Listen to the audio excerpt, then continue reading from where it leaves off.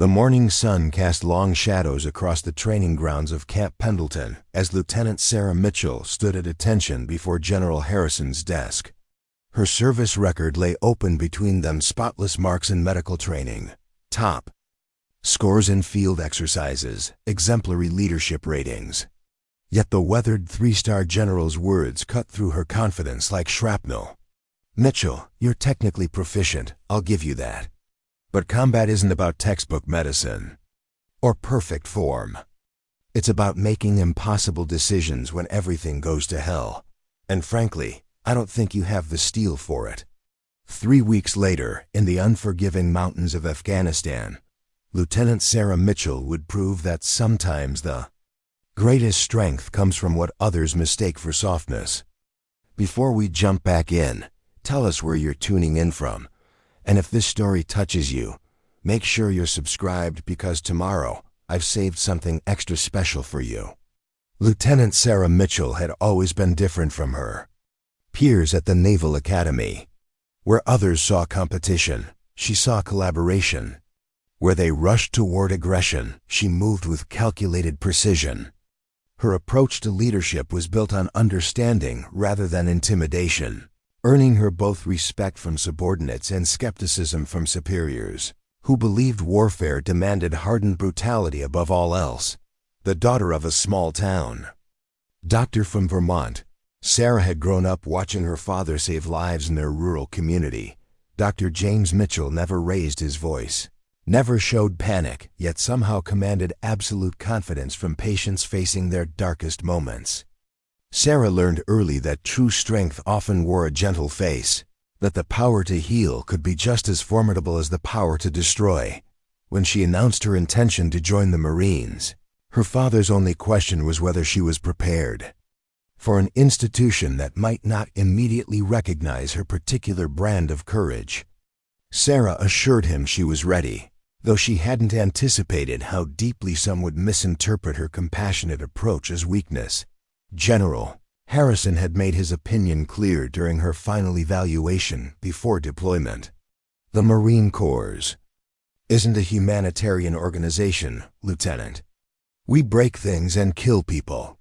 I've watched you in training exercises. You hesitate when others would act. You look for alternatives when direct force is the only option.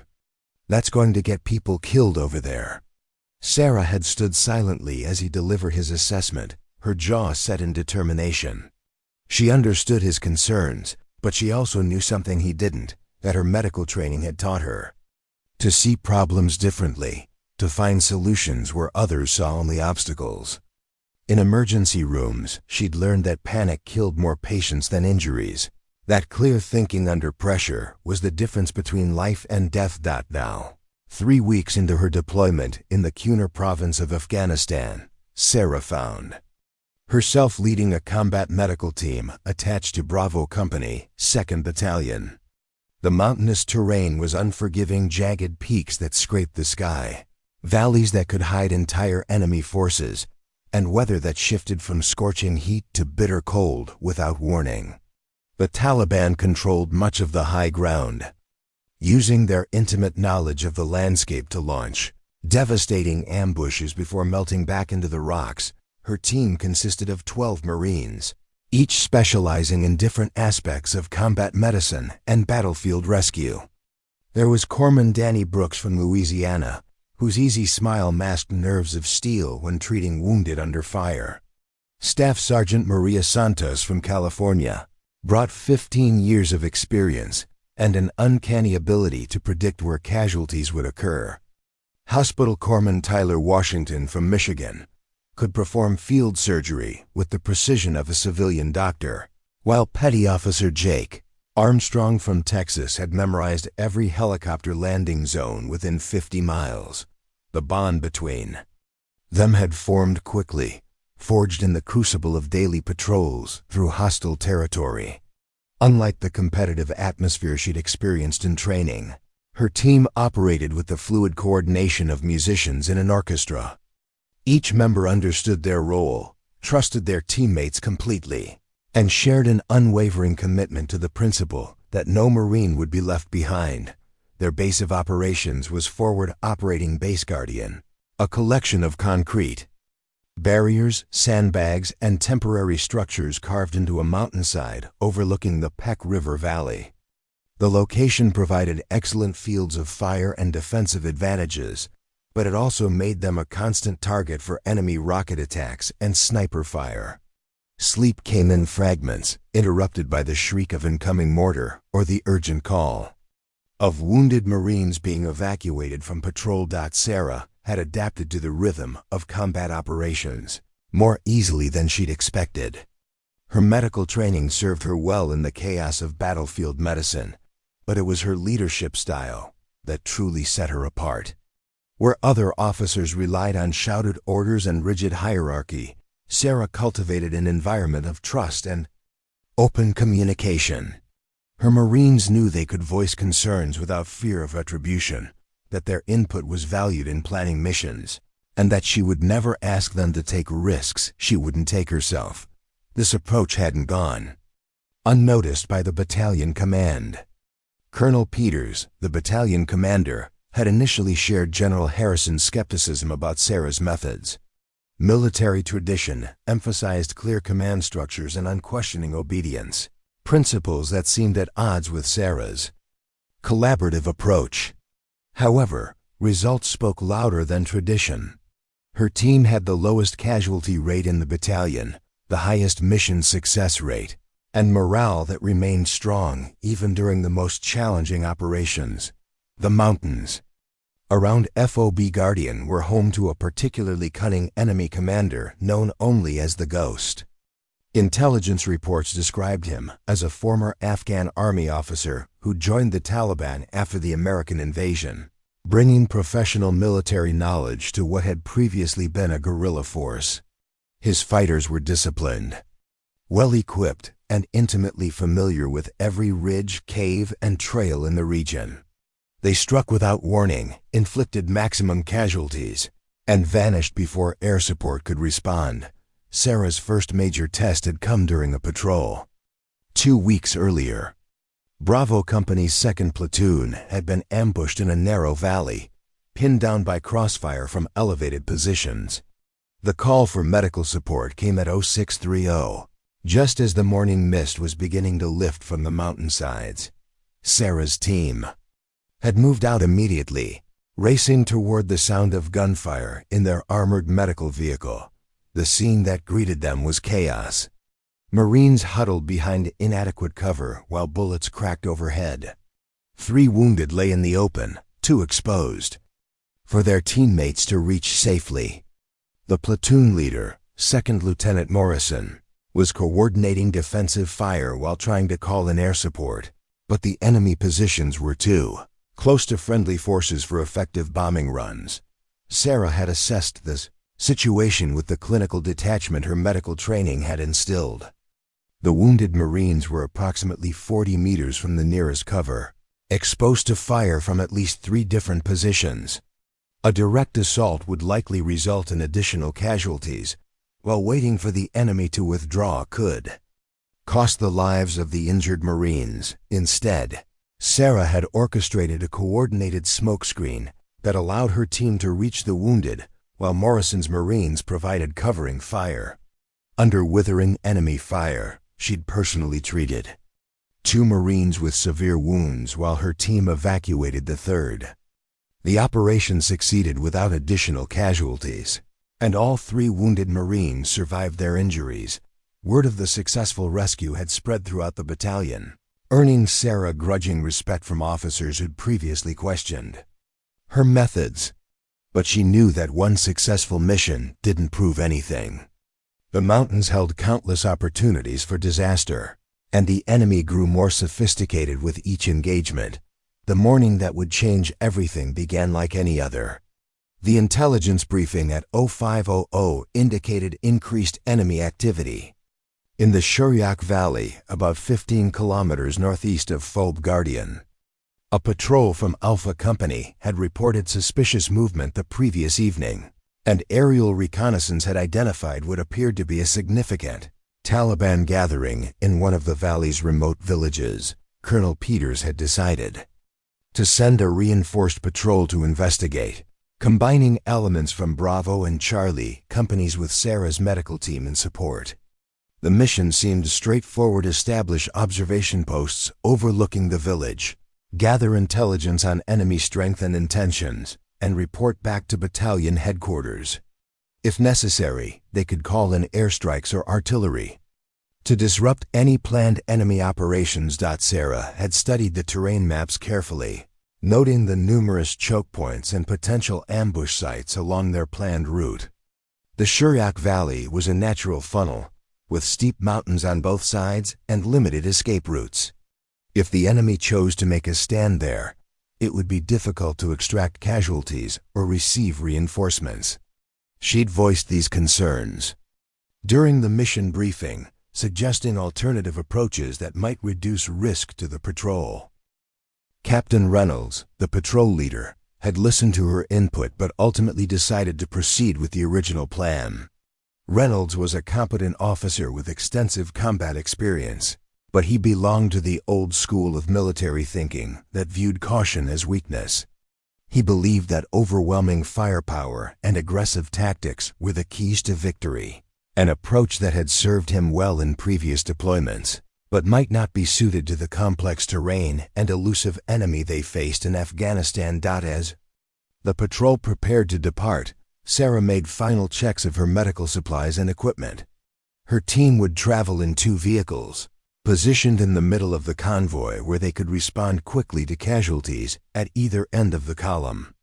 Each vehicle carried enough medical supplies to treat multiple serious wounds, along with communications equipment that would allow them to coordinate with helicopter evacuation teams.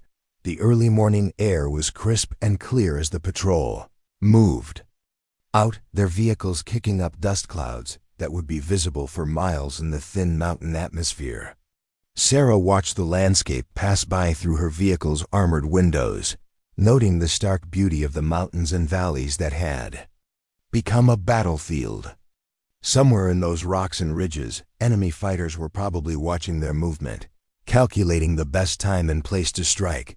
She thought about General Harrison's words, about his belief that she lacked the necessary hardness for combat. Perhaps he was right about one thing: she did approach problems differently than most military officers. But she'd learned that different didn't necessarily mean inferior, that there were multiple paths to success in any challenging situation. The patrol reached the high ground overlooking Shuryak Valley without incident, establishing observation posts that provided excellent views of the suspected enemy positions below. Through powerful binoculars, they could see movement in the village, figures moving between buildings and what appeared to be organized activity. Captain Reynolds made the decision to move closer, repositioning the patrol to a ridge that would allow better surveillance, while maintaining tactical advantage. It was a decision that would test every principle Sarah had learned about leadership, medicine, and survival.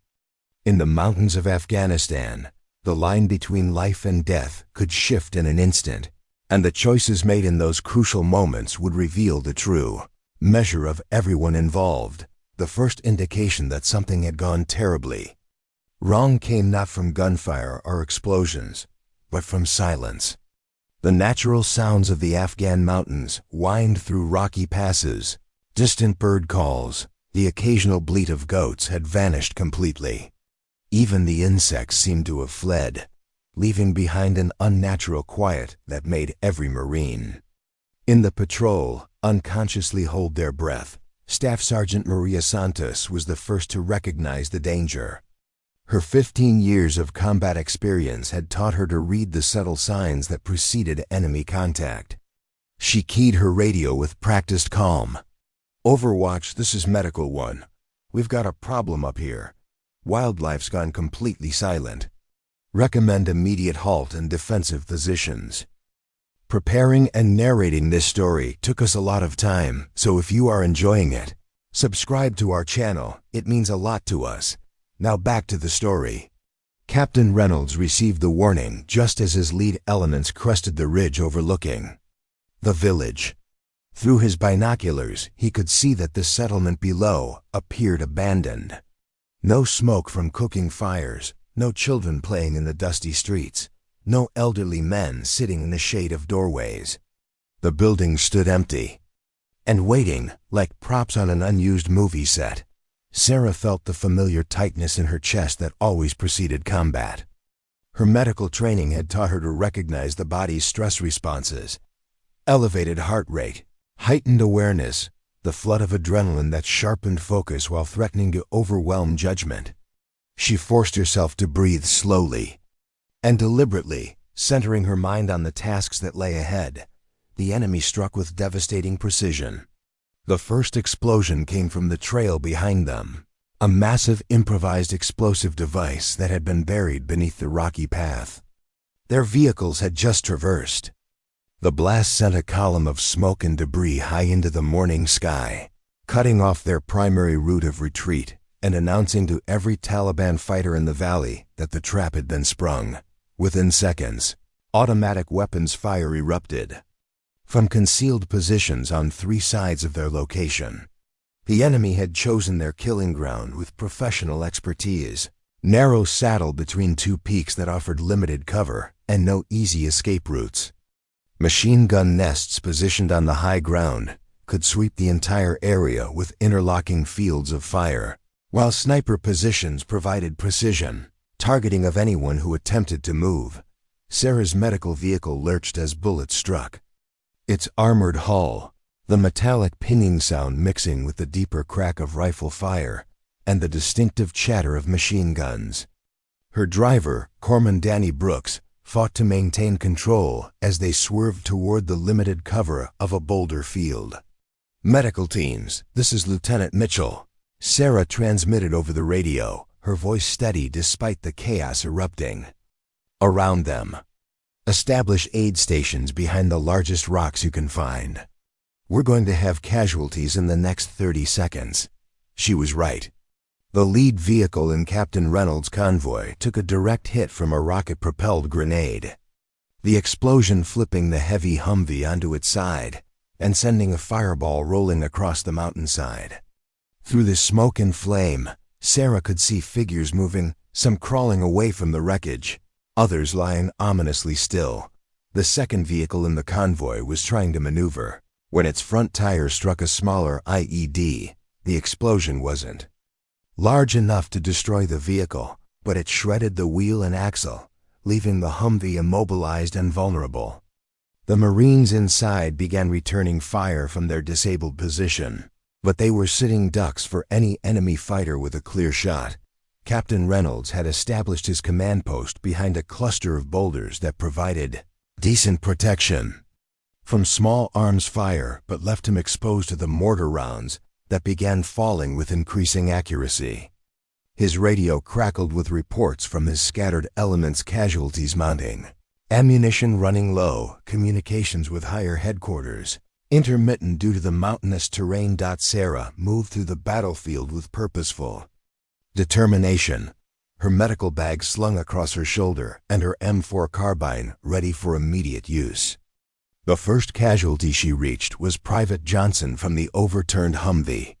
He'd been thrown clear during the explosion but had landed hard against a jagged rock, suffering what appeared to be a serious head injury and a compound fracture of his left arm. Working under fire required a different set of skills than treating patients in a sterile hospital environment. Every medical decision had to be made quickly, with limited supplies and under the constant threat of enemy fire. Sarah assessed Johnson's injuries with practiced efficiency: pupils responsive, airway clear, bleeding controlled with pressure. Bandages. He would need evacuation, but he wasn't in immediate danger of dying. The second casualty was more serious. Sergeant Mike Foster had taken shrapnel from the RPG blast that destroyed the lead vehicle. Metal fragments had penetrated his chest and abdomen, causing internal bleeding that would quickly become life-threatening without surgical intervention. Sarah began emergency treatment, starting in 4-line while calling for one of her corpsmen to assist with more advanced procedures. The enemy fire intensified as Taliban fighters attempted to close the distance to the trapped patrol. Sarah could Hear Captain Reynolds coordinating defensive positions, his voice hoarse from shouting orders over the din of battle. Air support was still 20 minutes away. Artillery was ineffective due to the enemy's proximity to friendly forces, and their ammunition was being consumed at an alarming rate. Hospital corpsman Tyler Washington had established a casualty collection point in a natural depression between several large boulders. The location provided excellent protection from direct fire, but was still vulnerable to the mortar rounds that continued to fall with disturbing accuracy. Tyler was treating a Marine with severe burns from the vehicle explosion, his hands steady, despite the chaos surrounding them. "Lieutenant, we've got a problem," Tyler called out as Sarah approached Sergeant Foster on a stretcher. "This kid's got third-degree burns over 40% of his body. Without a burn unit, he's not going to make it." Sarah examined the wounded Marine, barely 19 years old, his name tape reading Martinez. The burns covered most of his torso and both arms, the kind of injuries that challenged even the most sophisticated medical facilities. In the middle of an Afghan mountainside, with limited supplies and no immediate evacuation available, his chances were minimal. But Sarah had learned something during her medical training that went beyond textbook procedures and standardized treatments. She'd learned that hope could be as powerful as any medication, that the human body could survive incredible trauma when supported by skilled care and unwavering determination. Martinez wasn't going to die on her watch, not if she could help. The tactical situation continued to deteriorate. The enemy had established fire superiority and was using it to systematically destroy the patrol's vehicles and equipment. One of the Marines' machine gun positions had been silenced by accurate sniper fire, creating a gap in their defensive perimeter that Taliban fighters were already moving to exploit. Captain Reynolds made the difficult decision to consolidate his forces into a smaller defensive perimeter, abandoning some equipment in favor of a more defensible position. The movement would have to be coordinated carefully, with covering fire and smoke to mask the Marines' repositioning. It was a textbook tactical withdrawal, the kind of maneuver they'd practiced countless times in training, but training exercises didn't account for the reality of moving seriously wounded Marines across open ground while under enemy fire. Sarah realized that the success of the tactical movement would depend entirely on her team's ability to evacuate the casualties safely. 3 Marines required immediate medical attention. 2 others had wounds that would slow their movement. And Martinez needed constant monitoring to prevent shock from claiming his life. The enemy commander, the one intelligence reports called the Ghost, had planned this ambush with meticulous attention to detail. He'd studied American tactics, learned from previous engagements, and positioned his forces to maximize casualties while minimizing his own losses. The narrow terrain channeled the patrol's movement, the IDs blocked escape routes, and the coordinated fire plan left few options for survival. Sarah looked at the 3 critically wounded Marines under her care and felt the weight of impossible decisions settling on her shoulders. The tactical withdrawal would begin in 5 minutes, and she would have to choose who could be moved and who would have to wait for a second trip. In a perfect world, medical evacuations followed carefully planned procedures with adequate personnel and specialized equipment. This wasn't a perfect world. This was war, and war demanded choices that no medical textbook could prepare you for.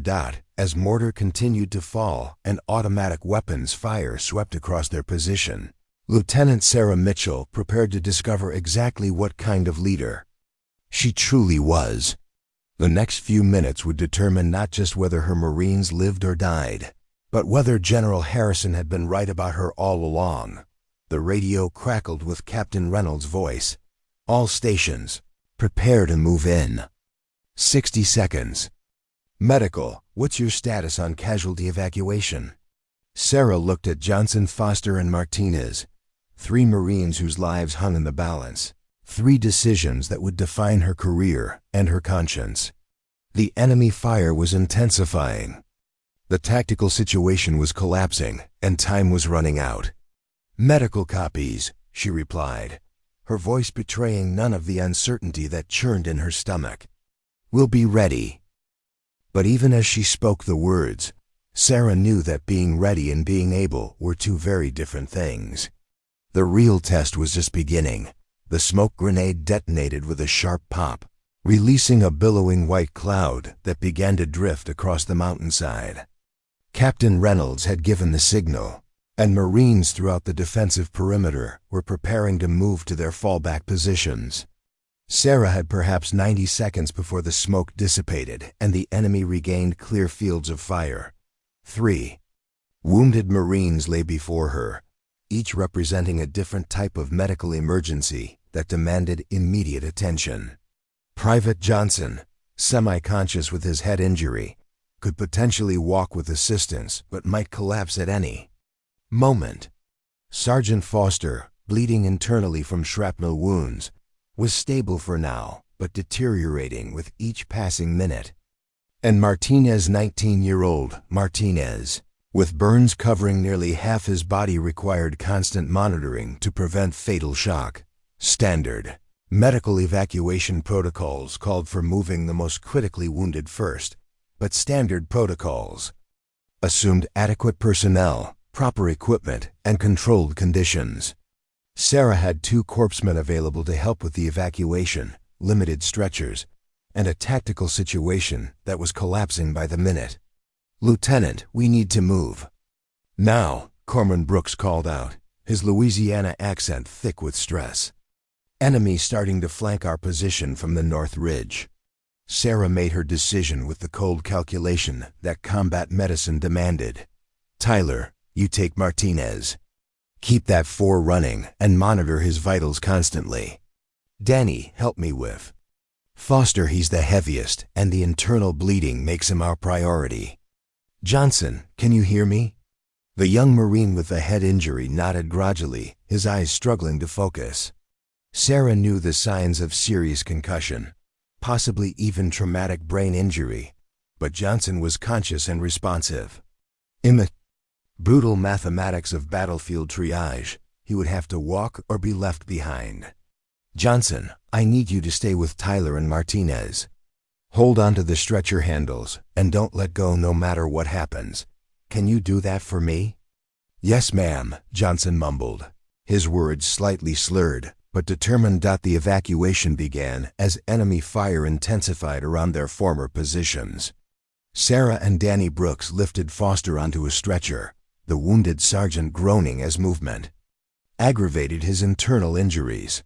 Behind them, Tyler Washington guided Martinez's stretcher while Johnson stumbled alongside, one hand gripping the metal frame for support. The route to the fallback position required crossing 50 meters of partially exposed ground, then navigating through a maze of boulders that would provide better cover but limit their movement speed. Sarah could hear bullets cracking overhead as Taliban fighters adjusted their aim, trying to target the smoke-obscured figures moving through their kill zone. 20 meters into the evacuation, disaster struck. A mortar round landed close enough to send Foster's stretcher tumbling from Sarah's hands, the wounded sergeant crying out as he hit the rocky ground. At the same moment, Johnson collapsed, his concussion finally overwhelming his ability to stay conscious. Tyler was left alone with Martinez, whose condition was becoming critical as shock began to set in. Sarah faced the moment that would define her entire military career. 3 Marines down, 2 corpsmen, and an enemy that showed no signs of retreating.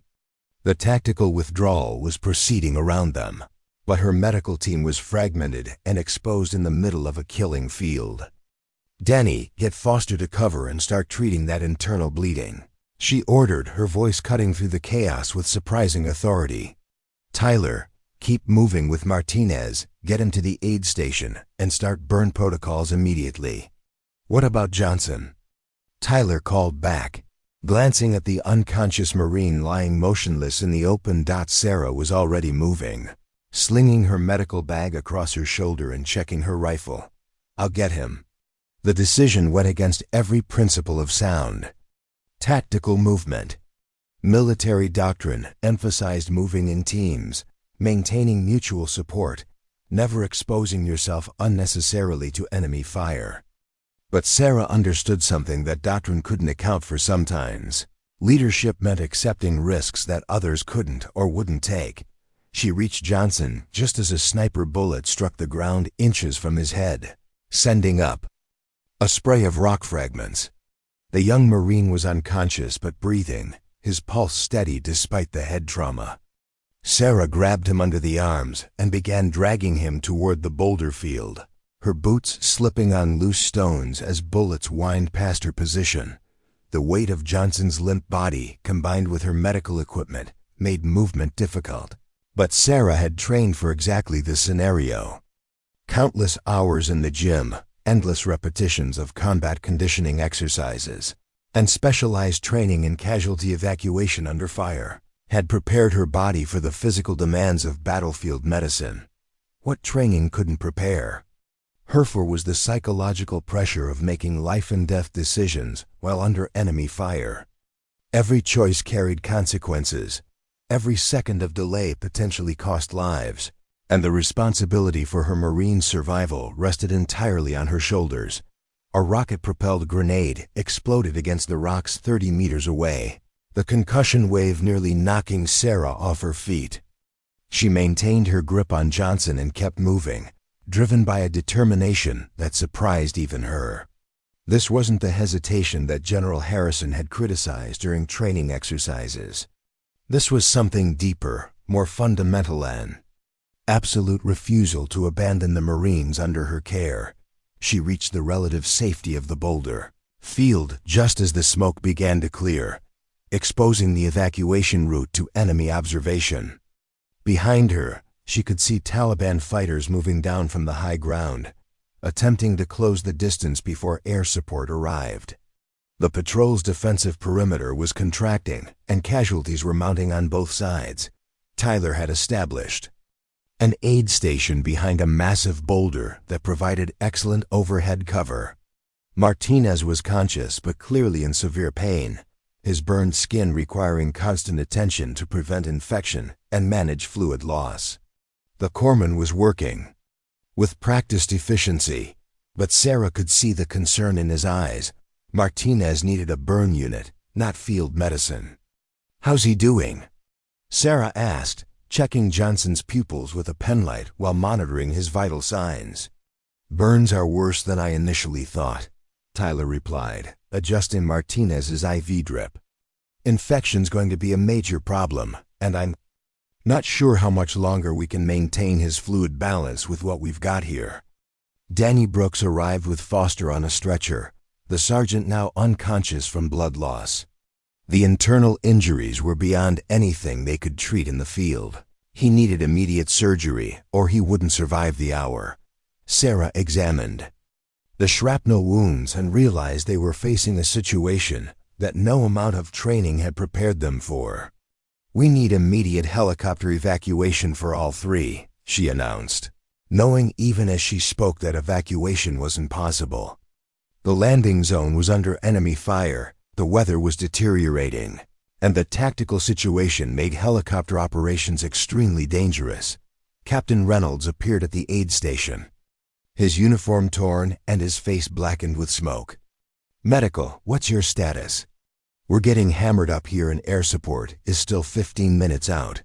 Sarah looked at her 3 wounded Marines, each fighting for life in his own way. Johnson's head injury could cause seizures or worse at any moment.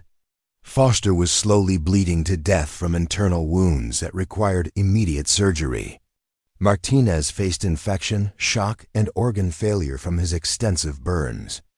"Sir, I need to get these Marines to definitive medical care within the hour, or we're going to lose all 3, she reported, her clinical assessment cutting through the chaos of battle. Reynolds nodded grimly. "Understood.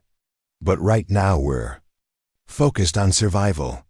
The enemy's bringing up reinforcements, and our ammunition situation is becoming critical. Can your casualties be moved if we have to make a fighting withdrawal?" The question hung in the air like smoke from the ongoing battle. Sarah realized that the tactical situation was about to force another impossible choice. Stay and fight with casualties who might not survive, or attempt a withdrawal that could kill the wounded Marines she was trying to save. She looked at Johnson, unconscious but stable. At Foster, whose internal bleeding was slowly claiming his life. At Martinez, whose burns had already begun the process of shock that could stop his heart at any moment. "Give me 10 minutes, Sarah," said finally. "Let me stabilize them for movement, then we'll be ready for whatever you need us to do." But even as she spoke, Sarah knew that 10 minutes might be more time than any of them had. The enemy was closing in, her Marines were dying, and the decision she made in the next few moments would determine whether she saved lives or watched helplessly as they slipped away. The real test of her leadership was just beginning. The enemy's coordinated assault began at 11:47 hours, just as Sarah finished stabilizing Martinez's IV line. The Taliban fighters had used the brief lull in fighting to reposition their forces, bringing up additional weapons and closing the distance to the Marines' defensive perimeter. What had started as a well-planned ambush was evolving into a deliberate attempt to overrun the trapped patrol. Captain Reynolds' voice crackled over the radio with barely controlled urgency. All stations were being probed from multiple directions. "They're testing our lines before the main assault. Medical, I need to know right now. Can your casualties move or not?"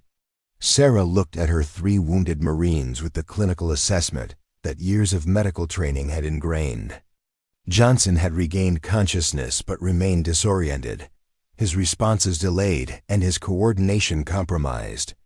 Foster's internal bleeding had slowed but not stopped, and his blood pressure was dropping despite 4 fluids. Martinez was fighting shock, his burned body struggling to maintain core temperature and circulation. "Negative on independent movement for all 3 casualties," she responded. "They'll need assistance for any displacement." The reality of their situation crystallized. In that moment, the patrol was trapped in an increasingly small defensive perimeter. Ammunition was running critically low, and enemy forces were preparing for a final assault that would likely overwhelm their positions. Standard doctrine called for immediate withdrawal to more defensible terrain, but that withdrawal would almost certainly cost the lives of the 3 Marines who couldn't move under their own power. "Tyler." Washington looked up from Martinez's stretcher, his expression grim. "Lieutenant, his vitals are getting worse. Without proper burn treatment, he's going into hypovolemic shock. Even if we get him out of here, I'm not sure he's going to make it." Sarah felt the familiar tightness in her chest that accompanied impossible medical decisions. She'd trained for situations like this in theory, but the reality of watching Marines die while under her care was something no classroom could prepare anyone for. Every medical textbook emphasized the importance of triaging patients based on survivability, but those textbooks were written by people who'd never had to look into the eyes of a 19-year-old Marine and decide whether he was worth saving. Sound of approaching helicopter rotors cut through the morning air, but Sarah's relief was short-lived. Captain Reynolds' radio transmission confirmed what she'd already suspected. The landing zone was too hot for evacuation, and the aircraft would have to remain on station until the tactical situation improved. "Romeo 6, this is Guardian Base," came the voice of the helicopter pilot. "We've got eyes on your position, but we're taking ground fire from multiple locations. Unable to land for medical evacuation at this time." Sarah made a decision that would have shocked her instructors at the Naval Academy. Instead of following standard medical protocols that emphasized preserving resources for the most salvageable patients, she committed fully to saving all 3 Marines regardless of their prognosis. "Danny, Tyler," she called to her corpsmen. "We're going to move all 3 casualties to better cover. The withdrawal route takes us through that narrow defile between the ridges. If we can get them there, the helicopters might be able to extract them." The defile was approximately 200 meters from their current position, across terrain that offered minimal cover and maximum exposure to enemy fire. Moving 3 seriously wounded Marines across that distance would require multiple trips, each one increasing the risk of additional casualties among the medical team. Tyler looked at the tactical situation and shook his head. "Ma'am, that's a suicide run. The enemy's got overlapping fields of fire across that entire approach. We'll never make it with stretchers." Sarah was already checking her equipment and ammunition. Her M4 carbine had 3 magazines remaining. Her sidearm was fully loaded, and her medical bag contained enough supplies for basic trauma care, but nothing approaching what her Marines actually needed. "Then we don't use stretchers," she said simply. "We carry them." The technique Sarah had in mind was called a fireman's carry, a method of transporting unconscious or injured personnel that left one hand free for weapon use. She'd practiced it countless times during training, but never under combat conditions. With seriously wounded Marines who might not survive the movement, Danny Brooks stared at her with a mixture of admiration and disbelief. "Lieutenant, you're talking about carrying 3 Marines, one at a time, across 200 meters of open ground while taking enemy fire. That's not courage, that's crazy." Sarah looked at Johnson, still groggy from his head injury, but trying to focus on her face. At Foster, whose breathing had become shallow as internal bleeding slowly claimed his strength. At Martinez, whose burned skin was already showing signs of the infection that would kill him without proper treatment. "Maybe," she said quietly, "but it's what we're going to do." The decision violated every principle of sound tactical medicine. Military doctrine emphasized preserving medical personnel so they could treat multiple casualties over time, not risking medics in heroic gestures that might save 3 Marines, while eliminating the team's ability to treat future wounded. But Sarah had learned something during her deployment that wasn't taught in any military manual. Leadership wasn't about following doctrine when conditions were perfect. It was about making impossible choices when everything went wrong. The Marines under her care had trusted her with their lives, and she refused to let statistical probability determine who lived and who died. Captain Reynolds appeared at the aid station, just as Sarah was preparing Johnson for transport. The captain's uniform was torn, his face streaked with dirt and cordite residue, and his eyes held the haunted look of an officer watching his Marines die one by one. "Mitchell, what's your plan?" he asked, though his tone suggested he already knew he wasn't going to like the answer. Sarah explained her intention to carry each wounded Marine individually to the defile, where helicopter evacuation might be possible. Reynolds listened with the expression of a man watching someone volunteer for a suicide mission. "Lieutenant, I can't authorize that kind of risk to medical personnel," he said finally. "We need you alive to treat casualties during the withdrawal." "Sir, with respect, these are my Marines," Sarah replied, her voice carrying a tone of absolute determination that surprised both of them. "I took an oath to preserve life and never leave a fallen comrade behind. I intend to honor both parts of that commitment." The conversation was interrupted by a massive explosion that shook the mountainside. Enemy mortar had found their range, and rounds were now falling with devastating accuracy within the defensive perimeter. Sarah could hear Marines calling for medical assistance from positions throughout the patrol, but her attention remained focused on the 3 critically wounded men under her immediate care. Johnson grabbed her sleeve with a trembling hand. "Doc, you don't have to do this. We all knew the risks when we signed up." Sarah looked into his eyes and saw something she'd encountered many times in emergency rooms. Back home, the quiet acceptance of someone who believed he was going to die. It was an expression that no 19-year-old should ever wear, a resignation that violated everything she believed about medicine and military service. "Johnson, you're going home to your family," she said with absolute conviction. "All 3 of you are going home. That's not negotiable." She turned to Danny and Tyler, both of whom were watching her with expressions that mixed respect, concern, and disbelief. I need you both to maintain suppressive fire during each carry. Keep the enemy's heads down long enough for me to cross. The open ground. The radio crackled with reports from around the perimeter. Enemy forces were massing for what appeared to be a final assault. Air support was still minutes away, and ammunition was running critically low. The tactical situation was deteriorating rapidly, and any delay would likely result in the entire patrol being overrun. Sarah hefted Johnson onto her shoulders, feeling his weight settle across her back in a way that would make rapid movement difficult but not impossible. Her medical training had included extensive physical conditioning, but carrying a wounded Marine across hostile terrain while under enemy fire would test every limit of her endurance. Ready? She asked her corpsmen, though she wasn't really seeking their approval. Danny Brooks nodded grimly, raising his rifle to provide covering fire. Tyler Washington checked his ammunition and positioned himself to support the movement. Both men understood that they were about to participate in something that would either save 3 lives or cost 4. Sarah took a deep breath, said a silent prayer, and prepared to discover exactly what kind of Marine she really was. The first bullet struck the ground 3 inches from Sarah's left boot as she emerged from cover with Johnson secured across her shoulders.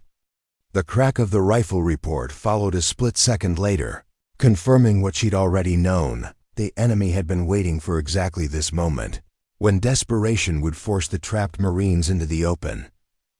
Danny Brooks' M4 carbine answered immediately, sending a controlled burst toward the sniper position on the eastern ridge. The covering fire wouldn't eliminate the threat, but it might force the enemy shooters to keep their heads down long enough for Sarah to cross the first stretch of exposed ground. Johnson's weight pressed down on her shoulders with surprising intensity. Despite his relatively lean build, the dead weight of his unconscious form combined with her medical equipment created a burden that would challenge her endurance over the 200-meter journey to the defile. But Sarah had trained for this exact scenario during her conditioning programs, carrying weighted packs and simulated casualties across obstacle courses until the movements became instinctive.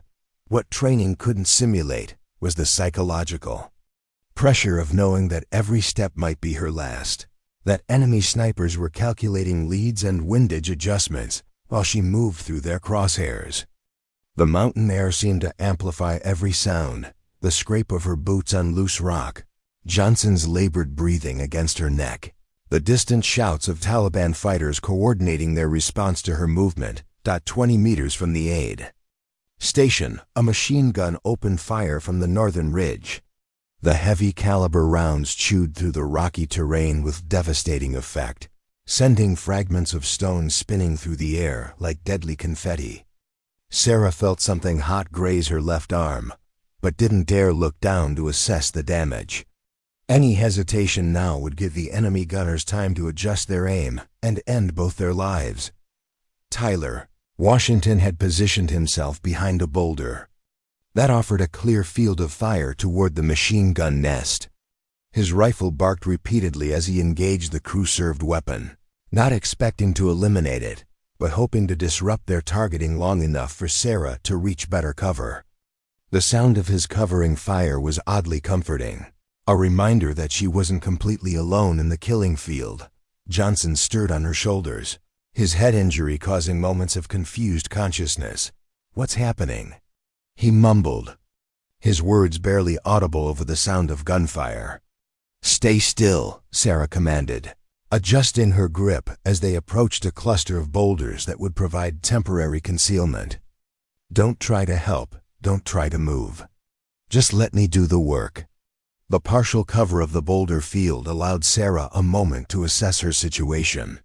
Her left arm was bleeding from a grazing wound that had torn through her uniform sleeve, but the injury was superficial and wouldn't affect her ability to carry Johnson.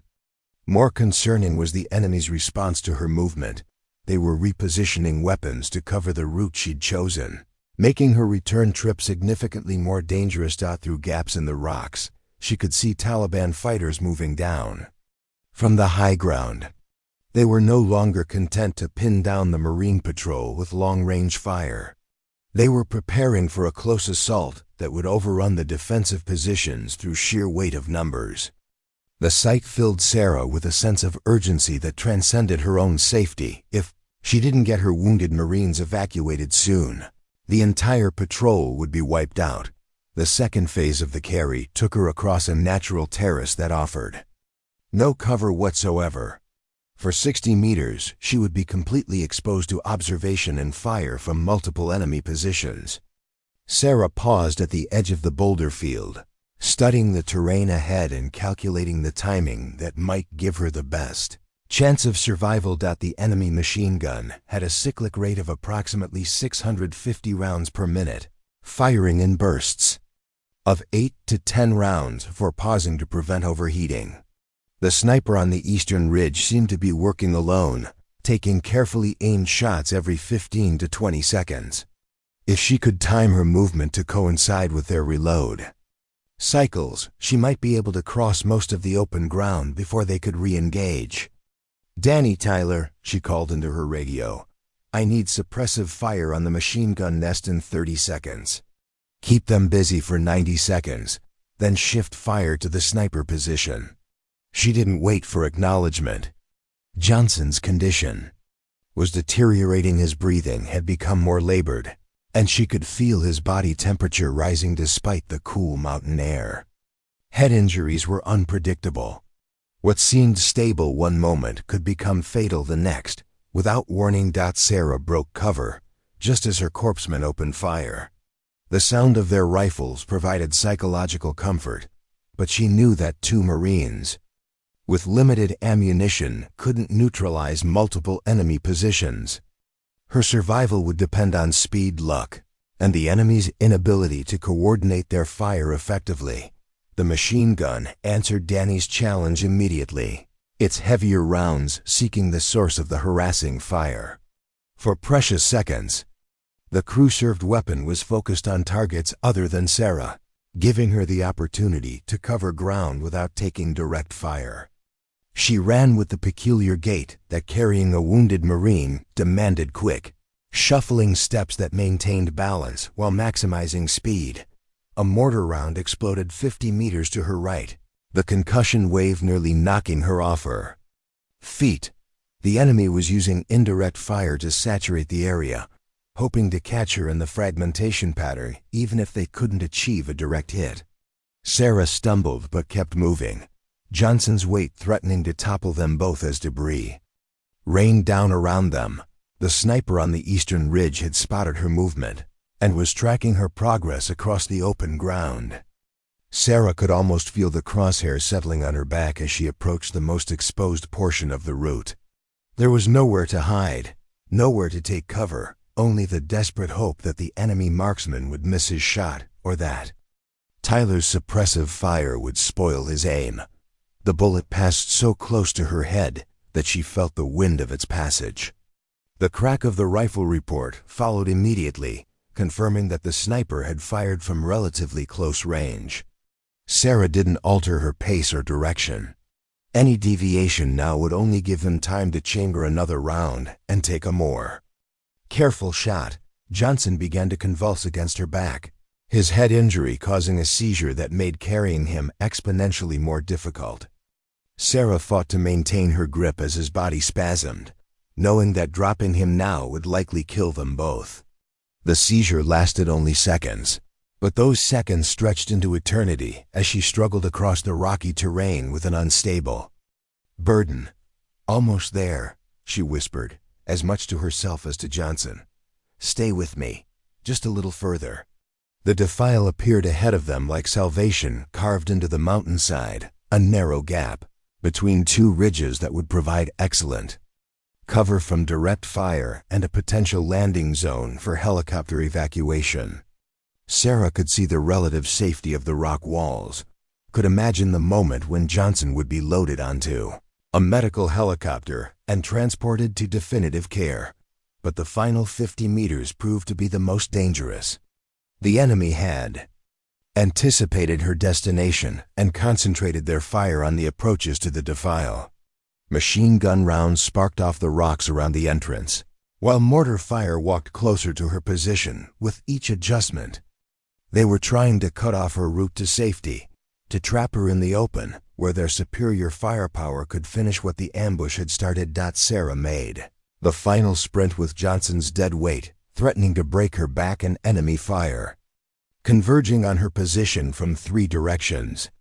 A bullet tugged at her uniform sleeve, another struck the ground between her feet, and she could hear the supersonic crack of rounds passing inches from her head. The entrance to the defile seemed to recede with each step, like a mirage that promised safety but remained forever out of reach. Then she was there, diving into the relative protection of the narrow canyon with Johnson still secure on her shoulders. The rock walls rose on either side, providing blessed relief from the direct fire that had pursued them across the killing field. Sarah collapsed to her knees, gasping for air while checking Johnson's condition, with hands that trembled from exhaustion and adrenaline. "Johnson, talk to me," she commanded, checking his pupils with a penlight. The seizure had passed, but his responses were even more delayed than before. The head injury was progressing, possibly complicated by the stress of movement and the concussion from nearby explosions. The radio crackled in her ear. "Medical 1, this is Guardian Base. We have eyes on your position. What's your status on casualty evacuation?" Sarah looked at Johnson, semi-conscious but alive. Then back toward the killing field. She would have to cross 2 more times to retrieve Foster and Martinez. The enemy had learned from her first trip, repositioning weapons and adjusting their tactics to make subsequent movements even more dangerous. "Guardian Base, this is Medical 1, she replied, her voice steady despite the magnitude of what she was contemplating. "First casualty delivered to the extraction point. Preparing to return for the second." There was a long pause before the helicopter pilot responded. "Medical 1, be advised that enemy fire has intensified significantly. We're observing coordinated movement of hostile forces toward your extraction route. Recommend you hold position until air support can clear the area." Sarah looked at her watch. Foster's internal bleeding had been progressing steadily. He had perhaps 30 minutes before shock would claim his life. Martinez's burns were creating fluid shifts that could stop his heart at any moment. Waiting for air support might save her life, but it would certainly cost theirs. "Negative, Guardian Base," she replied. 2 more casualties require immediate evacuation. I'm going back." She checked her ammunition, 2 magazines remaining for her M4, plus her sidearm. Her medical supplies were nearly depleted, her water was running low, and the shrapnel wound in her arm was beginning to throb with increasing intensity. But Johnson was alive, safely positioned for helicopter evacuation, and that success gave her the confidence to attempt what many would consider impossible. Sarah Mitchell stood at the entrance to the defile, looking back across the 200 meters of hell she would have to traverse twice more. Enemy fighters were repositioning to cut off her route. Ammunition was running low among her covering force, and the tactical situation was deteriorating with each passing minute. But 2 Marines were still depending on her, still trusting her to bring them home alive. Foster, bleeding internally from shrapnel wounds that would kill him without surgical intervention. Martinez, fighting shock and infection from burns that had already begun the process of claiming his young life. General Harrison had called her too soft for combat, and had questioned whether she possessed the steel necessary for impossible decisions under fire. As Sarah prepared for her second journey through the killing field, she realized that perhaps he had been wrong about what constituted true strength. Sometimes, the hardest decision wasn't about who to save, it was about refusing to give up when saving everyone seemed impossible. She adjusted her equipment, checked her weapon, and prepared to discover exactly how much punishment the human spirit could endure in service of an unbreakable commitment to never leave a fallen Marine behind. The enemy was waiting, their weapons trained on the route she would have to take. But Sergeant Foster was depending on her, and dependence created obligations that no amount of enemy fire could cancel. Sarah stepped back into the killing field. The Taliban fighters had learned from Sarah's first crossing. As she emerged from the defile's protective walls, she immediately noticed the changes in their positioning. The machine gun nest had relocated to a spot with better fields of fire. 2 additional sniper positions had been established along her route, and she could see fighters with RPGs moving to cut off her escape path back to the aid station. But they had made one critical mistake. They assumed she would take the same route. During her brief rest in the defile, Sarah had studied the terrain. With the analytical mind her medical training had developed, the direct path she'd used to carry Johnson was the most obvious route, which made it the most dangerous for subsequent trips. However, a dried stream ran parallel to her original course, offering concealment for roughly half the distance. If she was willing to accept a longer, more arduous journey, the stream would add 60 meters to her route and require climbing over several rock barriers. But it would also force the enemy to reposition their weapons, a process that would buy her precious minutes while they adjusted to her new approach. More importantly, the irregular terrain of the old watercourse would make accurate long-range shooting significantly more difficult. "Tyler," Washington's voice crackled through her radio as she prepared to leave the defile. "Lieutenant Foster's losing a lot of blood. His pressure's dropping, and he's going in and out of consciousness. I don't think he's got much time left." The clinical assessment confirmed what Sarah already knew. Sergeant Foster's internal injuries were beyond the scope of field medicine. Shrapnel had likely damaged major organs, causing bleeding that would continue until surgical intervention stopped it. In a civilian trauma center, Foster would be in an operating room within minutes of arrival.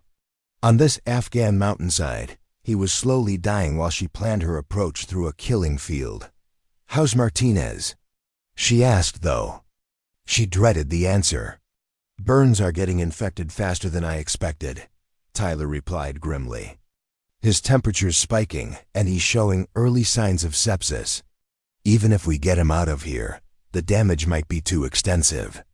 Sarah felt the familiar weight of impossible medical decisions settling on her shoulders.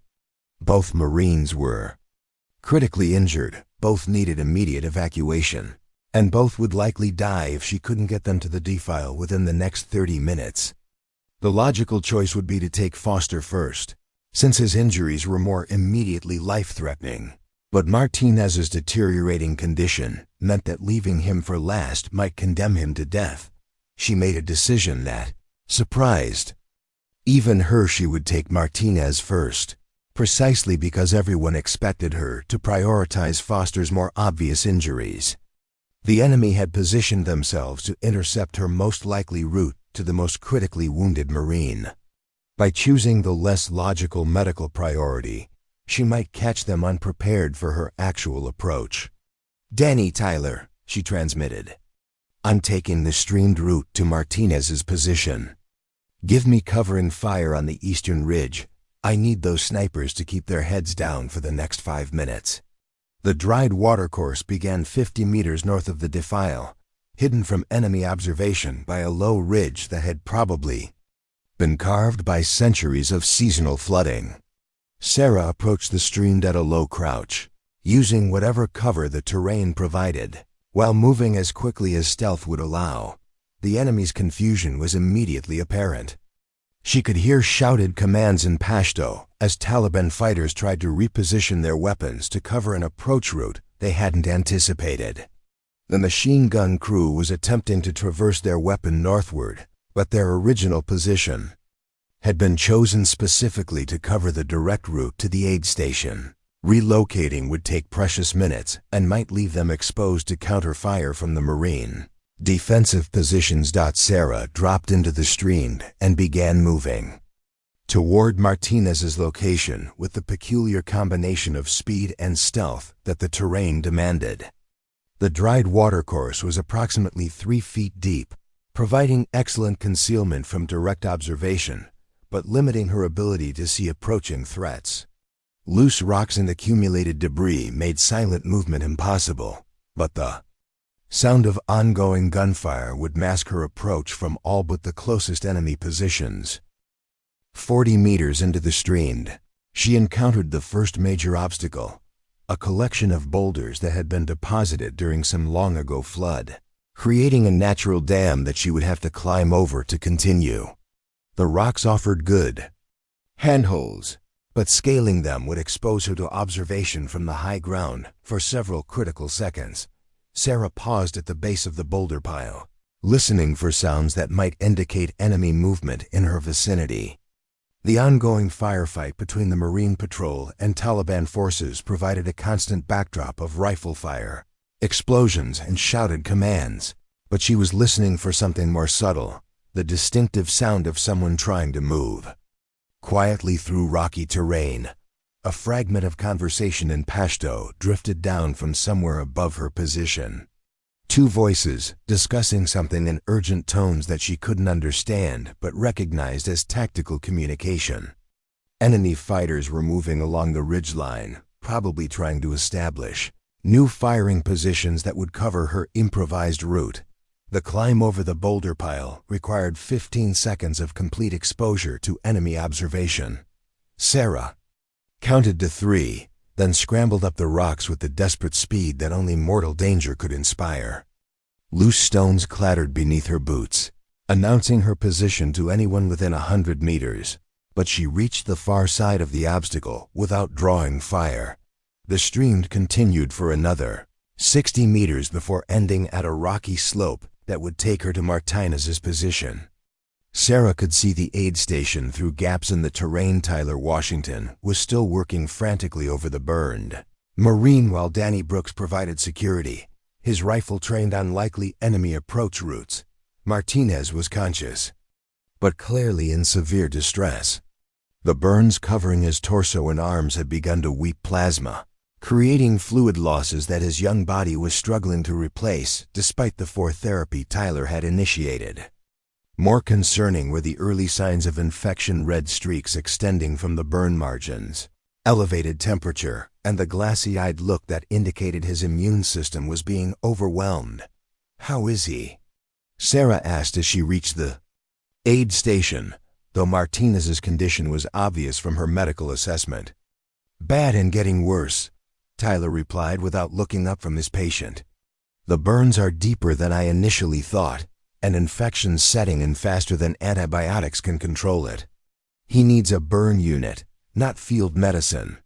Sarah knelt beside Martinez and took his hand, feeling the fever heat radiating from his damaged skin. The 19-year-old Marine looked up at her with eyes that held more pain than someone his age should ever experience, but also with the quiet trust that her Marines had learned to place in her medical expertise. "Doc, am I going to make it?" Martinez asked, his voice barely above a whisper. Sarah looked into his eyes and made a decision that violated every principle of honest medical communication. Military medicine emphasized giving patients realistic assessments of their conditions, preparing them for the worst while hoping for the best. But sometimes, she realized, hope could be as powerful as any medication in keeping someone alive long enough for miracles to occur. "You're going home, Martinez," she said with absolute conviction. "I'm going to carry you to that helicopter. And you're going to see your family again. That's a promise." The lie came so easily that it surprised her. Martinez's condition was grave, his chances of survival questionable, even with immediate access to specialized burn treatment. But the smile that crossed his face when she spoke made the deception worthwhile. Sometimes a patient's will to live was the only thing standing between survival and death. Lifting Martinez required a different technique than she'd used with Johnson. The burned Marine couldn't tolerate the pressure of a traditional fireman's carry, so Sarah would have to use a modified evacuation hold that distributed his weight more evenly, while protecting his damaged skin from additional trauma. The technique was more awkward and would limit her mobility, but it was the only way to move him without causing potentially fatal complications. "Ready?" she asked, though the question was directed more at herself than at Martinez. The return journey to the stream went smoothly until they reached the boulder pile. Climbing over the obstacle while carrying Martinez's burned body required a level of physical coordination that pushed Sarah to her absolute limits. Each movement had to be calculated to avoid putting pressure on his damaged skin, while maintaining enough control to prevent both of them from falling onto the sharp rocks. Martinez groaned as they navigated the most difficult section of the climb, his pain breaking through the morphine that Tyler had administered. Sarah whispered constant reassurance as they moved, telling him about the helicopter that was waiting, about the doctors who would treat his burns, about the family that would welcome him home. Whether she believed her own words was irrelevant, Martinez needed to hear them, needed something beyond pain to focus on during the endless minutes of evacuation. The enemy had finally adjusted to her new route. As Sarah carried Martinez through the final stretch of the stream, rifle fire began impacting the rocks around them with increasing accuracy. The Taliban fighters had repositioned observers who could spot movement in the dried watercourse, and they were calling in fires that walked closer to her position with each adjustment. A mortar round exploded 30 meters behind them, sending fragments whistling overhead and reminding Sarah that indirect fire could reach them even in the relative protection of the stream. The enemy was using every weapon at their disposal to prevent her from reaching the defile, understanding that successful evacuation of the wounded would deny them the psychological victory they sought. Sarah emerged from the stream 50 meters from the defile entrance just as a sniper bullet struck the ground between her feet. The enemy marksman had anticipated her exit point and was ready with a carefully aimed shot that missed by inches. She could hear the bolt action cycling as he chambered another round, knowing that his next shot would be more accurate now that he had her range. The final sprint to the defile became a race between Sarah's desperate speed and the sniper's ability to track a moving target. Martinez's weight slowed her considerably, but she managed to reach the rock walls just as the second shot cracked past her shoulder. The bullet struck the stone face behind them, sending fragments spinning through the air like deadly confetti. "Guardian Base, this is Medical One," Sarah transmitted as she settled Martinez beside Johnson in the relative safety of the defile. "Second casualty delivered to the extraction point. Both patients are stable for helicopter evacuation." The response came immediately. "Medical One, be advised that we're taking increasingly heavy fire from multiple positions. The landing zone is not secure for evacuation at this time." Sarah looked at Johnson, semi-conscious from his head injury, and Martinez fighting fever, an infection from burns that covered nearly half his body. 2 Marines saved, 1 more to go, but the tactical situation was deteriorating rapidly. The enemy was massing for what appeared to be a final assault on the Marine positions, and her window for evacuating Foster was closing with each passing minute. But Sergeant Foster was still alive, still depending on her to bring him home. The shrapnel wounds in his abdomen were slowly claiming his life, but slowly was the operative word. He had perhaps 20 minutes before blood loss would make evacuation pointless. Sarah checked her ammunition, 1 magazine remaining for her rifle, plus her sidearm. Her medical supplies were nearly exhausted, her water was gone, and the shrapnel wound in her arm was beginning to affect her grip strength. But 2 Marines were safely positioned for evacuation, and the third was waiting for her to prove that no Marine would be left behind. The enemy was expecting her now, and had positioned weapons to cover both her original route and the streamed approach. They understood her tactics, had adapted to her methods, and were prepared to concentrate overwhelming firepower on whatever path she chose for her final rescue attempt. But Sarah had one advantage. They couldn't anticipate she was no longer the same officer who had stood before General Harrison's desk 3 weeks earlier. Combat had stripped away everything except the essential core of who she was, revealing a strength that had nothing to do with aggressive tactics or overwhelming firepower. She was a Marine who refused to abandon her people, regardless of the cost, and that refusal, she was about to discover, could accomplish things that no amount of conventional military doctrine had ever imagined possible. Foster was waiting. The enemy was ready. And Lieutenant Sarah Mitchell was about to make her final journey through the killing field. The radio transmission that changed everything came at 1,223 hours, just as Sarah was preparing for her third and final journey into the killing field. Captain Reynolds' voice carried a tone she'd never heard before, not fear, exactly, but the grim acceptance of a commander who had run out of options. All stations, this is Bravo 6. Enemy forces are massing for final assault. We have approximately 15 minutes before our perimeter is overrun. Medical 1, whatever you're going to do it now. Sarah looked back toward the aid station, where Sergeant Foster lay dying from internal injuries that no amount of field medicine could repair. Through her binoculars, she could see Tyler Washington working frantically to maintain Foster's blood pressure while Danny Brooks prepared defensive positions around their casualty collection point. The enemy had positioned machine guns to sweep every possible approach route, and mortar fire was walking steadily closer to the Marines' final defensive positions. For the first time since the ambush began, Sarah felt the weight of mathematical impossibility settling on her shoulders.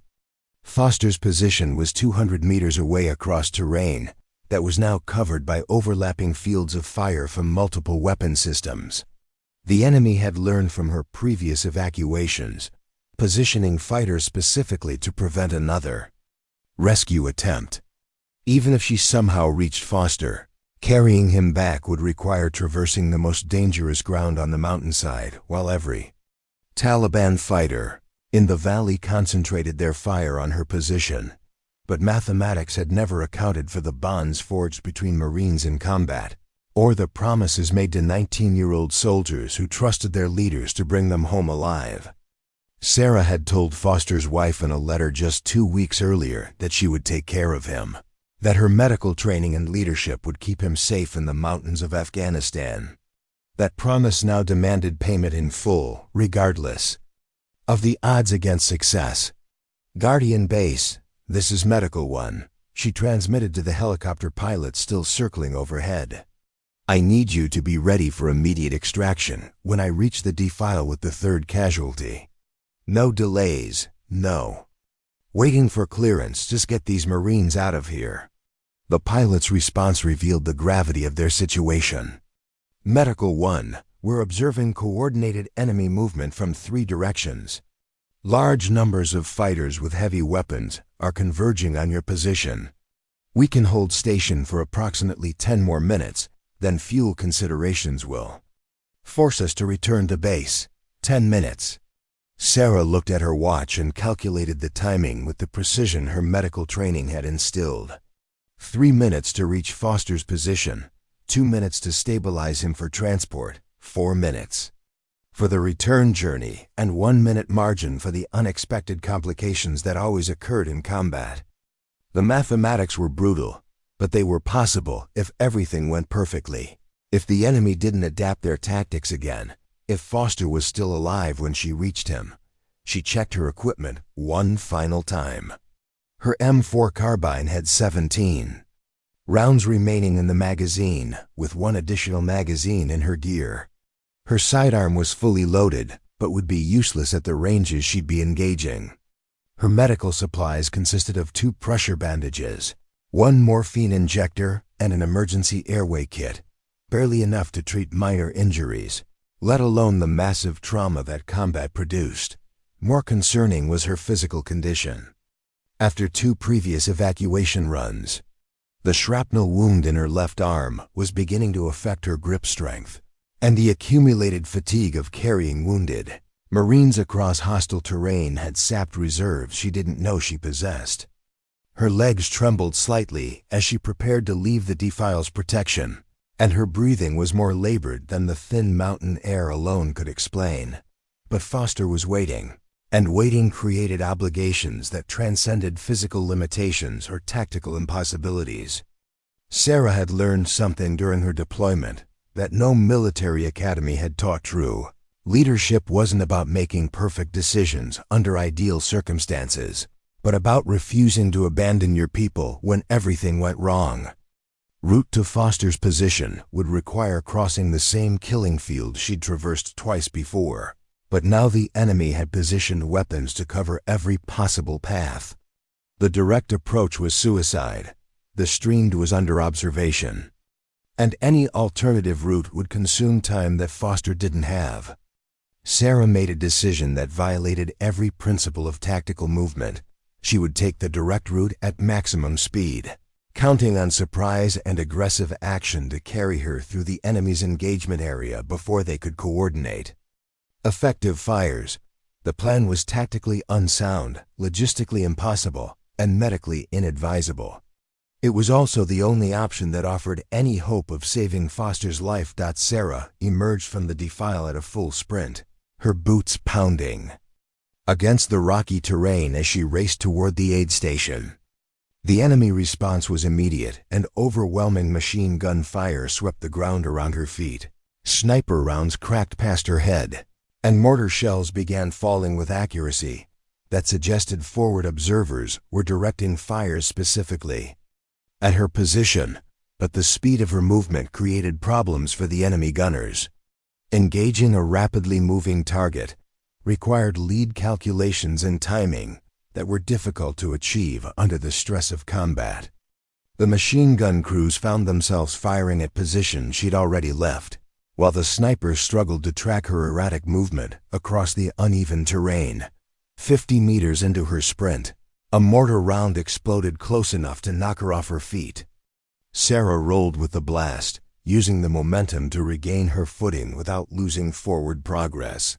Fragments of heated metal whistled past her position, and she could feel the concussion pressure in her chest, but she kept moving toward Foster's location with single-minded determination. The aid station appeared ahead of her like an island of relative safety in an ocean of deadly fire.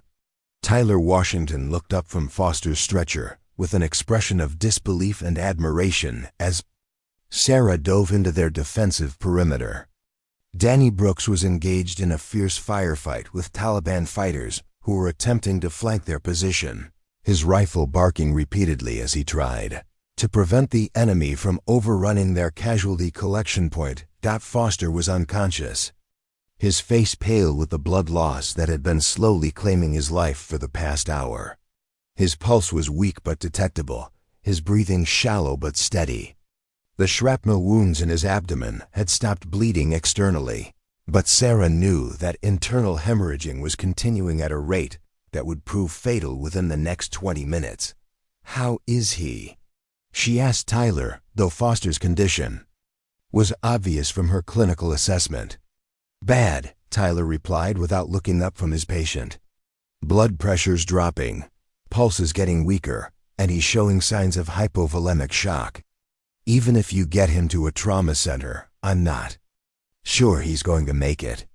Sarah knelt beside Foster and took his hand, feeling the clammy coolness that indicated circulatory system failure. The sergeant's eyes fluttered open, focusing on her face with the difficulty of someone whose body was shutting down from blood. "Loss, Lieutenant," Foster whispered, his voice barely audible over the sound of gunfire. "My wife... tell her...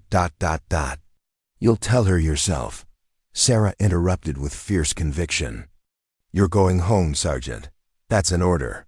Foster managed a weak smile. "Yes, ma'am." Lifting Foster required all of Sarah's remaining physical strength. The sergeant was significantly heavier than either Johnson or Martinez, and his injuries made certain carrying positions impossible.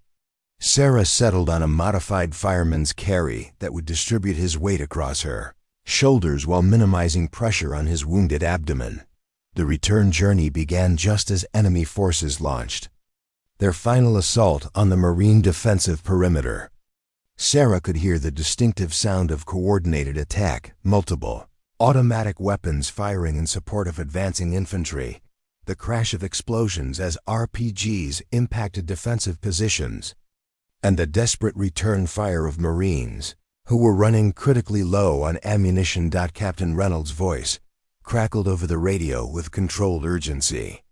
"All stations, they're coming over the wire from 3 directions.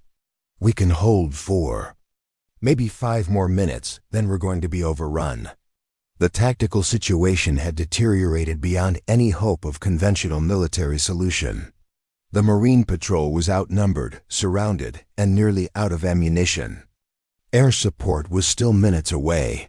Artillery couldn't be used effectively due to the proximity of enemy and friendly forces, and reinforcements were too distant to affect the outcome of the battle. Sarah began moving across the killing field, with Foster's unconscious form draped across her shoulders, knowing that this would be her final journey through the hell that the mountainside had become.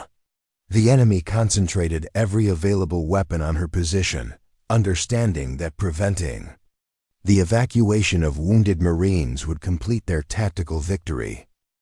Machine gun fire swept the ground around her feet with increasing accuracy as enemy gunners adjusted their aim. A sniper bullet passed so close to her head that she felt the shockwave, while mortar rounds began falling in a pattern designed to bracket her movement and eliminate any possibility of escape. But something had changed in Sarah during her previous evacuations, something that went beyond physical conditioning or tactical training. The repeated journeys through enemy fire had stripped away everything except the essential core of who she was, a Marine officer who refused to abandon her people regardless of the personal cost. She moved through the killing field with a determination that transcended rational fear, carrying Foster toward the defile while enemy fire converged on her position from multiple directions. A bullet tore through her uniform sleeve, another struck the ground between her feet, and she could hear the supersonic crack of rounds passing inches from her head, 70 meters from the defile. Foster regained consciousness long enough to realize what was happening. "Lieutenant, put me down," he whispered urgently. "You can't carry me through this. Save yourself." Sarah's response revealed the transformation that combat had wrought in her character. "Sergeant, I made a promise to your people and to mine. Nobody gets left behind. Not today, not ever." The words came from someplace deeper than military training or professional obligation. They came from the part of her that had been forged in the crucible of impossible decisions and mortal danger, the part that had learned to find strength in what others mistaken for softness. A mortar round exploded 20 meters away, the concussion nearly knocking both of them to the ground. Sarah stumbled but maintained her grip on Foster, her legs threatening to buckle under the combined weight of his body and her equipment. The defile was close now, its protective walls offering salvation if she could just cover the remaining distance. The enemy made their final desperate attempt to prevent the evacuation. A Taliban fighter with an RPG emerged from cover 50 meters away, taking careful aim at Sarah's position. She saw him raise the weapon, saw his finger tighten on the trigger, and knew that she couldn't reach cover in time to avoid the blast. Danny Brooks' rifle cracked from the aid station behind them, the bullet taking the RPG gunner's center mass and dropping him before he could fire. Tyler Washington was engaging targets on the eastern ridge, his accurate marksmanship forcing enemy snipers to seek cover instead of taking carefully aimed shots. Sarah reached the defile just as the Marine defensive perimeter began to collapse under the weight of the enemy assault. She could hear Captain Reynolds coordinating a fighting withdrawal, his Marines falling back to secondary positions, while maintaining disciplined fire that prevented the Taliban forces from overrunning their retreat. Foster was unconscious again, his vital signs indicating that blood loss was reaching critical levels. Johnson remained semi-conscious but stable, while Martinez was fighting fever and infection with the stubborn determination that had carried him through basic training and 2 combat deployments. "Guardian Base, this is Medical 1, Sarah transmitted, with the last of her strength. All 3 casualties delivered to extraction point. Request immediate evacuation." The helicopter pilot's response came through a hail of static caused by enemy jamming equipment. Medical 1, we're beginning our approach now. Have your casualties ready for immediate loading. We can't hold position for more than 60 seconds. Sarah looked at her 3 wounded Marines: Johnson with his traumatic brain injury, Foster bleeding internally from shrapnel wounds, Martinez fighting burns and infection that threatened his young life. Each represented a different type of medical emergency, each had required different evacuation techniques, and each had tested her leadership in ways that no training exercise could simulate. But they were alive. Against odds that no reasonable person would have accepted. Against enemy fire that should have killed them all. Against time constraints that made success mathematically impossible.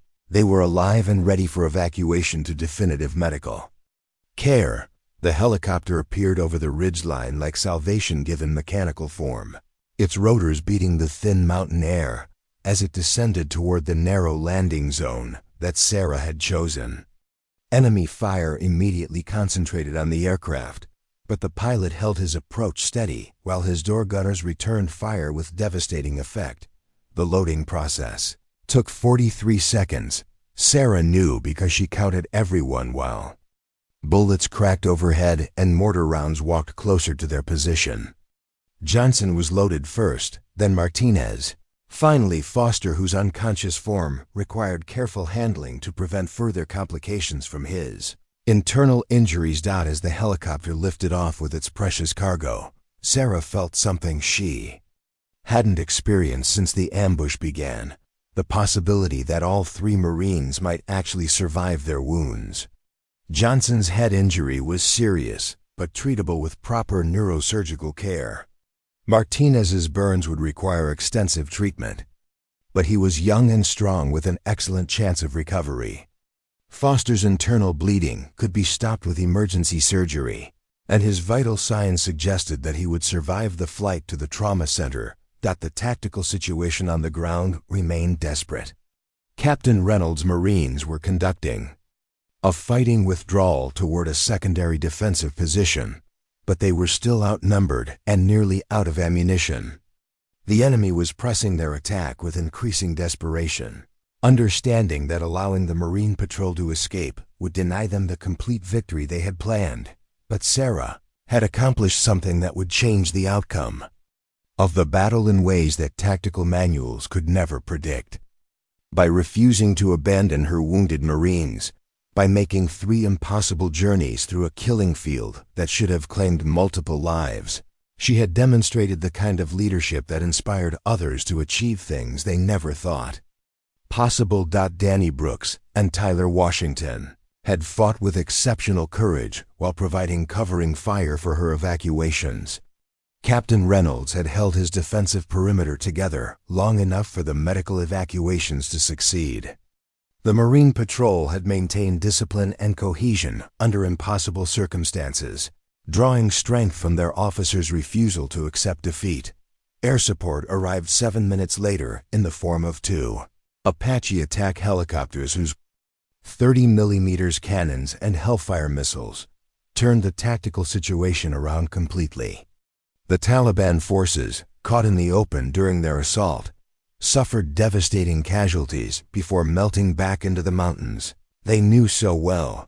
The Marine Patrol was extracted by helicopter 2 hours later, having survived an ambush that intelligence reports would later describe as the most sophisticated and well-planned enemy operation in Kunar province.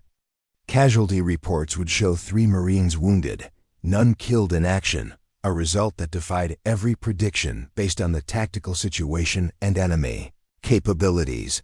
Sarah's after-action report would be studied at the Naval War College as an example of how individual leadership could overcome seemingly impossible odds.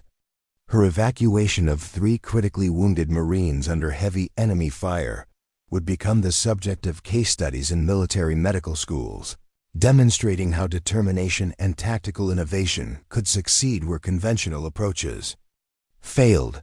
But the real measure of her success wouldn't be found in military studies or official commendations.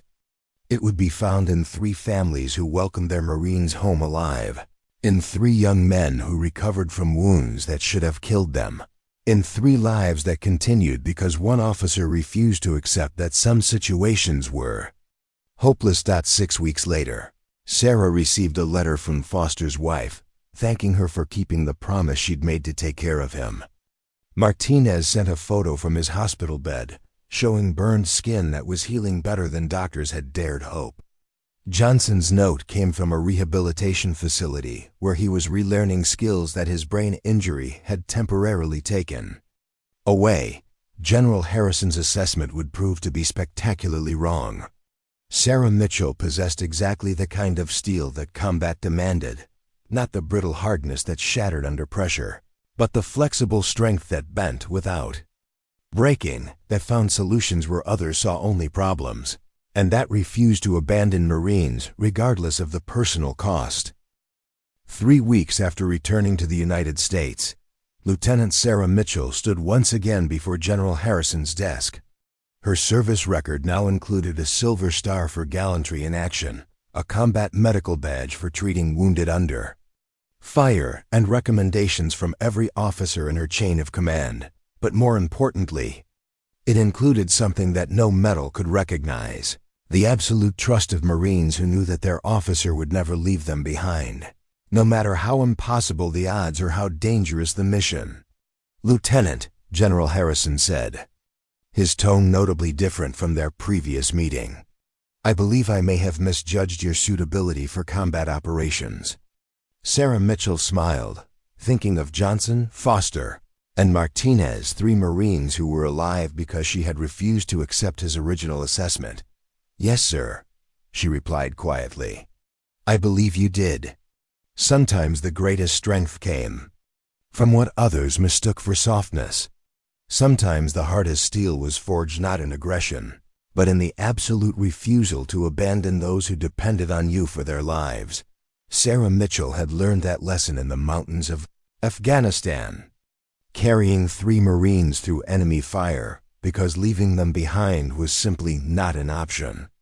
It was a lesson that would define the rest of her military career and the lives of every Marine who served under her command. The general had called her too soft for combat. 3 rescued Marines proved that he had been wrong about what combat actually required. In the end, it wasn't about breaking things and killing people. It was about bringing everyone home alive, no matter what it cost. And that, Sarah had discovered, required a different kind of strength entirely.